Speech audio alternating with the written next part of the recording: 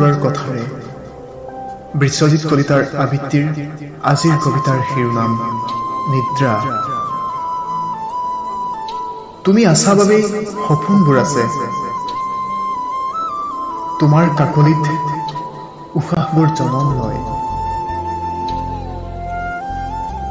তোমাৰ উপস্থিতিৰ আগজাননীত কোলা শান্ত হয়, সপোন পৰীয়া দেহটো তোমাৰ বুকুতে থাপি আকাশ পাতাল, নদ নদী, সাগৰ মহাসাগৰ আৰু কত যে কি, সেইদৰে ঢাপলি মেলো।